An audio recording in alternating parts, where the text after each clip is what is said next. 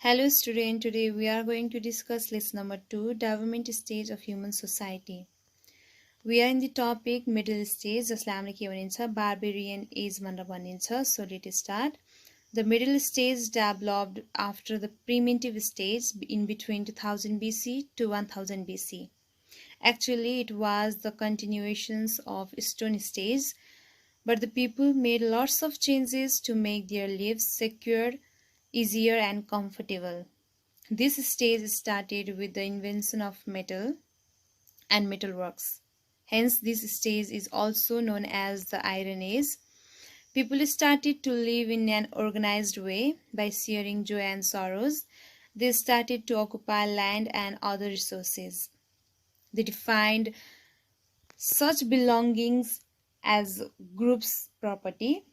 पहिलो प्याराग्राफमा भन्न खोजेको के छ भने मिडल स्टेज चाहिँ हैन विकसित के पछि भयो थियो त के पछि भएको थियो त प्रिमिटिभ स्टेज पछि भएको थियो हैन 2000 बीसी देखि हैन 1000 बीसी को बीचमा वास्तवमा भन्दाखेरि के भयो भने यो स्टोन एज पछि अथवा स्टोन स्टेज पछि हैन यो के भयो त कन्टिन्युअसली यो एज के त यो स्टेज आएको थियो हैन जसमा हैन मानिसहरूले आफ्नो जीवनको लागि हैन जीवन आफ्नो सुरक्षित साथ हैन एकदमै सहज साथ हैन र आफ्नो एकदमै के त आरामदायक बनाउनको लागि मानिसहरूले यो एजमा के गर्न थाले धेरै के गर्न थाले त चेन्जेसहरु लिन थाले हैन बनाउन थाले चेन्जेसहरु गर्न थाले भनेको छ र यसमा के पनि भनेको छ भने यो स्टेज चाहिँ हैन धातुको आविष्कार र धातुको कामबाट यो हैन स्टेज के भएको थियो सुरु भएको थियो भनेको छ र त्यही भएर हैन यो स्टेजलाई के भनिन्छ त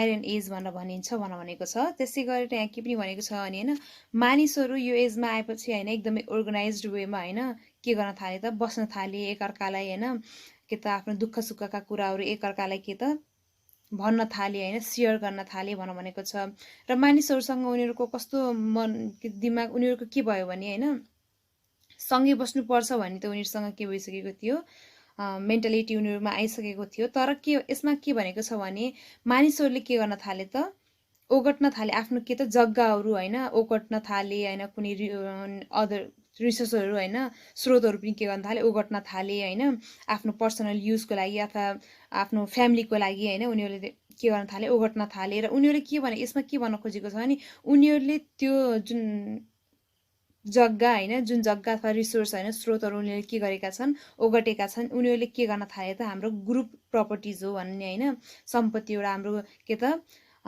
समूहको के हो त यो के हो त प्रपर्टी हो हैन सम्पत्ति हो भन्ने तरिकाले उनीहरुले के गर्न थाले लिन थाले उनको हैन उनीहरुले त्यसरी भन्न थाले भन Now we are in the next topic, major achievements of the middle stage. So let us start. The chief achievement of the middle stage was the invention of metal. In fact, this stage was the age of possession. The people developed the feeling of ownership and control over the available means and resources. To make their lives easier and to make food easily available, they started agriculture, growing crops and rearing animals. To express their happiness and sorrows, they developed languages, paintings, sculpture, etc. They also learned to preserve and promote them. They even developed art, culture, traditions, and kinship. They started being God-fearing and started observing the funeral rites. They also developed permanent settlement. Most importantly, the people started to establish relationship with other groups. This contributed the directly for the socialization. यो प्याराग्राफमा भन्न खोजेको के छ भने हैन middle स्टेजको हैन उनीहरुले के प्राप्त गरे हैन यो स्टेजबाट भन्ने कुराहरु हामी यसमा पढ्छौं हैन उनीहरुको हैन अचिभमेन्टको बारेमा सो यसमा के भन्न खोजेको छ भने पहिलो त यिनीहरुले के यो स्टेजमा मेन सबैभन्दा ठूलो हैन उनीहरुको मेन अचिभमेन्ट नै के थियो त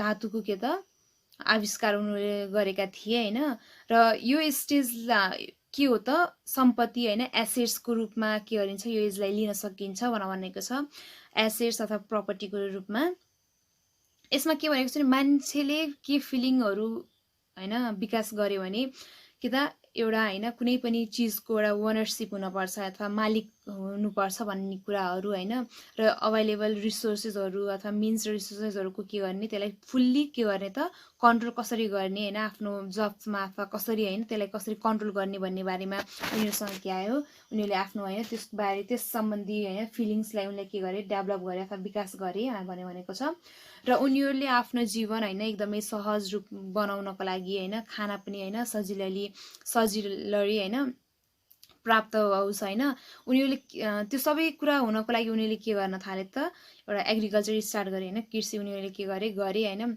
उनीहरूले के गर्न थाले त हैन उनीहरूले हैन अन्नहरू के गर्न थाले उब्जाउन थाले हैन र एनिमलहरूलाई के गर्न थाले पाल्न थाले आफ्नै घरहरूमा लिएर र यदि हैन उनीहरूले जस्तै हामीले हैन आफ्नो खुसी र दुःखहरू नै हामी जसरी एक्सप्रेस गर्छौं अहिले हैन उनीहरूले त्यो के गरे त्यो जमानामा हैन उनीहरूले के गर्न थाले त यो ल्याङ्ग्वेजको यो पेन्टिङको कुनै के थिएन त थिएन के त कुनै आविष्कार थिएन भनेपछि उनीहरूले के गर्न थाले बिस्तारै बिस्तारै त्यसको पनि के गर्न थाले विकास गर्न थाले आफ्नो के त खुसी र हैन आफ्नो दुःखहरू के गर्नको लागि एक्सप्रेस गर्नको लागि हैन उनीहरूले के गर्न थाले उनीहरूले के को विकास गरे त हैन भाषाको हैन चित्रको हैन र के भन्छन् यो जस्ट लाइक हैन चित्रकला टाइपको हैन र मूर्ति कला भन्छन् हैन स्कल्पचर भनेको हैन त्यो कुराहरू उनीहरूले के गर्न थाले त विकास गर्न थाले भनेको छ र उनीहरूले त्यस साथसाथै उनीहरूले के पनि सिक्यो भने हामीले अब ती कुराहरूलाई के गर्नुपर्ने हुन्छ प्रिजर्भ गर्नुपर्ने हुन्छ त्यसको संरक्षण गर्नुपर्ने हुन्छ भन्ने कुरा उनीहरूले के गर्न थाले सिक्न थाले भनेको छ त्यसै गरेर यहाँ के पनि भनेको छ भने उनीहरूले ती साथसाथै हैन आर्ट कल्चर ट्रेडिसन हैन किनशिप भन्ने हैन उनीहरूले आफ्नो सम्बन्ध हैन उनीहरूको के त उनीहरूको सालैसालदेखि हैन आइरहेको परम्परा हैन ती कुराहरूलाई उनीहरूले के गर्न थाले त डेभलप गर्न थाले हैन उनीहरूले के गर्दा विकास गर्न थाले ती प्रति पनि ती चिजप्रति पनि र यसमा के पनि भनेको छ उनीहरूले हैन भगवानप्रति डरहरू हैन भगवानको प्रति विश्वासहरू उनीहरूले के गर्न थाले ल्याउन थाले अनि मान्छे मरिसकेपछि हैन उसको अन्तिम संस्कार जस्तै काजक्रिया गर्न थाले हैन उनीहरूले अब्जर्भ स्टार्ट गर्न थाले हैन भनेको छ र त्यसै गरेर उनीहरूले के गर्न थाले आफ्नो हैन के त पर्मानेन्ट सेटलमेन्ट हैन उनीहरूले आफ्नो वासस्थान के गर्न थाले सधैँभरको लागि राम्रो हैन सुरक्षित हैन बलियो बनाउन थाले र यसमा अर्को कुरा के पनि भनेको छ भने मानिसहरूले के गर्न थाले भने एकअर्काको ग्रुपहरुमा पनि उनीहरूले के गर्न थाले रिलेसन राख्न थाले बनाउन थाले जसले गर्दा एउटा के गर्यो त सोशलाइजेसन भनेको सामाजिककरण हैन उनीहरूले के गर्न थाले स्थापन भयो भन्न खोजेको छ यो paragraph So now we are in the next topic, modern stage. जसलाई हामीले के भन्न सकिन्छ civilized age पनि भन्न सकिन्छ. The modern stage is the age of civilization that started after the middle stage and is going right up or to date. Actually, the modern stage has no specific beginning. It was believed to be developed generally after the middle stage. When we talk about the modern stage of human society, we have to study the development process in the world, especially in Europe.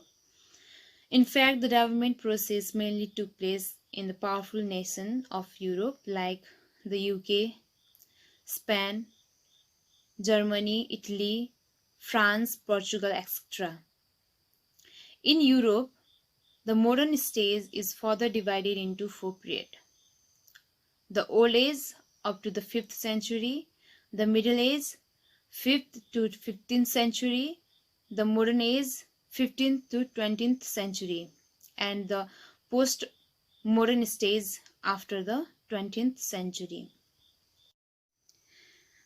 यो प्याराग्राफमा भन्न खोजेको के छ भने हैन यो modern stage भनेको के हो त के को युग हो त एकदमै सिभिलाइज्ड भएको हैन एकदमै मोडर्नाइज भएपछि हैन यो एजलाई के भनिएको त मोडर्न एज भनेको छ मोडर्न एज भनेको नि एकदमै एडभान्स रूपमा हैन जो हैन के भएको छ डेभलप हुँदै गइरहेको छ हैन एकदमै विकसित हुँदै गइरहेको छ यसमा के भनेको छ भने यो एज अझै पनि के छ त कायमै छ भनेको छ र यसको कुनै एउटा स्पेसिफिक बिगिनिङ चाहिँ छैन, के कुनै स्पेसिफिक होइन सुरुवात छैन भनेको छ। जस्तै मिडल स्टेजमा के भएको थियो त होइन, धातुको आविष्कार सायद होइन, यो के भएको थियो त, यो मिडल स्टेज के भएको थियो, स्टार्ट भएको थियो भने यो मोडर्न स्टेजमा कुनै के छ त स्पेसिफिक बिगिनिङ चाहिँ छैन भनेको छ।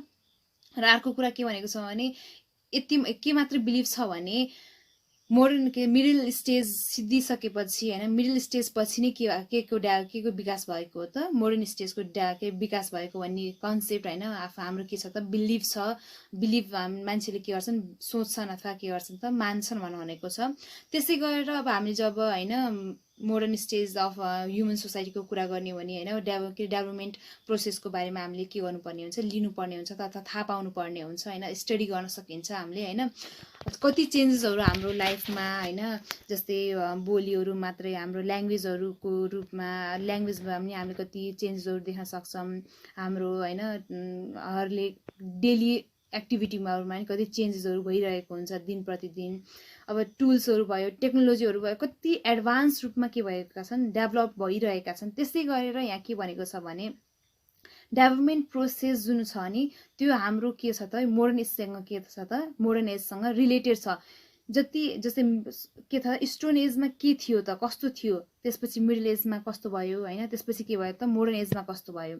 यी कुराहरूबाट इन हरेक एजमा होइन, हरेक युगमा के छ त चेन्जेसहरू धेरै भएका छन्। पहिला मानिसहरूले के गर्ने थिएनन् त, नेकेड भएर के गर्थे, बस्थे होइन, उनीहरू कपडा उनीहरूसँग हुन्थेन होइन। उनीहरूले पछि के उनीहरूसँग के डेभलप भयो, उनीहरूकोमा के मनसित आयो भने उनीहरूले हामीले लगाउनु पर्छ कपडा होइन, त्यस्तो भावना उनीहरूसँग के आयो त, आयो होइन। उनीहरूले चेन्ज कपडाहरू लगाउनु पर्छ, कपडाहरू नभए पनि होइन आफ्नो के त बडी पार्टहरू के गर्नुपर्ने हुन्छ, ढाक्नुपर्ने हुन्छ भनेर उनीहरूले के त पातहरू युज गरे होइन। त्यस्तै गरेर अहिले मोडर्न एजमा चाहिँ मान्छेहरूले के गर्न थाले त, ड्रेसेसहरू कपडाहरू होइन बनाएर लगाउन थाले। यही चेन्ज हो कि मान्छेको होइन, लिभिङ स्ट्यान्डर्डहरूबाट भयो, बोल्ने ल्याङ्ग्वेजेसहरूबाट भयो होइन, कति चेन्ज भएको छ टेक्नोलोजीहरू आजकल होइन।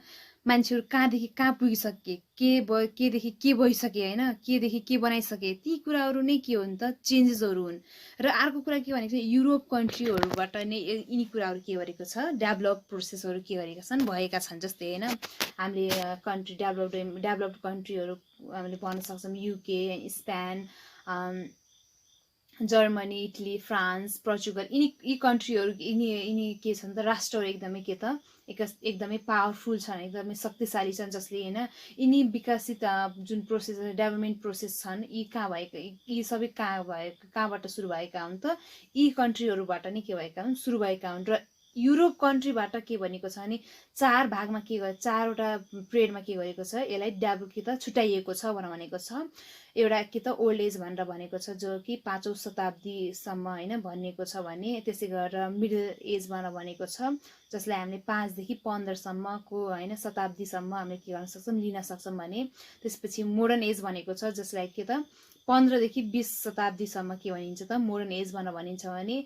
20 शताब्दी भन्दा होइन 20औं शताब्दी भन्दा नि पछिका उसहरूलाई होइन शताब्दी अरू शताब्दीहरूलाई पनि के भनिन्छ त, पोस्ट मोडर्न एज भनेर भनिन्छ भनेको छ। I have given you exercise number 1 as a homework already. So in exercise number 2 you have to do A, B, C. Try by yourself. So you have to try by yourself. If you have any confusion you can inform to me. So this much for today. Thank you.